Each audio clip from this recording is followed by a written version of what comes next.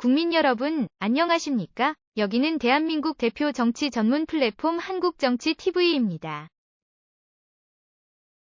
이재명 더불어민주당 대표가 대장동 위례 사건과 관련한 2차 조사를 받기 위해 2월 10일 검찰에 출석했습니다.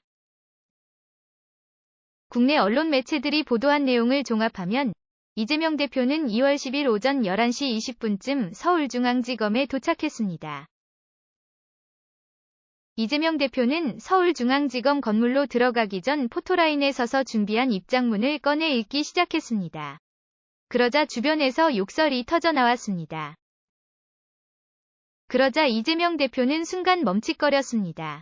그리고 고성이 들린 쪽을 잠시 바라보았습니다. 잠시 후 고성이 멈추자 이재명 대표는 처음부터 입장문을 읽었습니다. 이재명 대표는 입장문에서 첫 번째 소환으로 세상을 떠들썩하게 했던 성남FC 사건은 아직까지 뚜렷한 증거 하나 제시하지 못했다고 주장했습니다. 그리고 지연조사에 추가조사 논란까지 벌어진 두 번째 소환 이후에도 검찰에 조종되는 궁박한 이들의 바뀐 진술 외에 그럴싸한 대장동 배임 증거는 나오지 않고 있다고도 했습니다.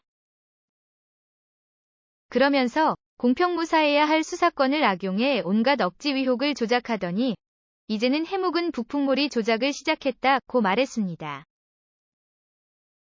이어서 제 부족함 때문에 권력의 하수인이던 검찰이 권력 그 자체가 되었으니 모두 제 업보로 알고 감수하겠다고 했습니다. 이재명 대표는 권력이 없다고 없는 죄를 만들고 권력이 있다고 있는 죄도 덮는 유권무죄 무권유죄 위 검사 독재 정권에 의연하게 맞서겠다며 발언을 끝냈습니다.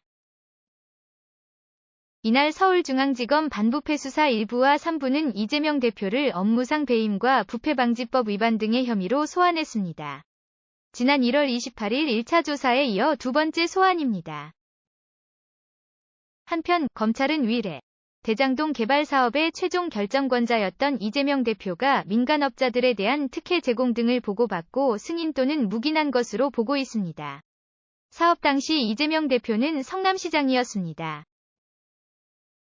이에 앞서 이재명 대표는 지난 1월 10일 성남FC 불법 후원금 사건에서 제3자 뇌물수수 혐의의 피의자로 성남지청에 출두해 조사를 받은 바 있습니다. 지금까지 대한민국 대표 정치 전문 플랫폼 한국정치TV였습니다.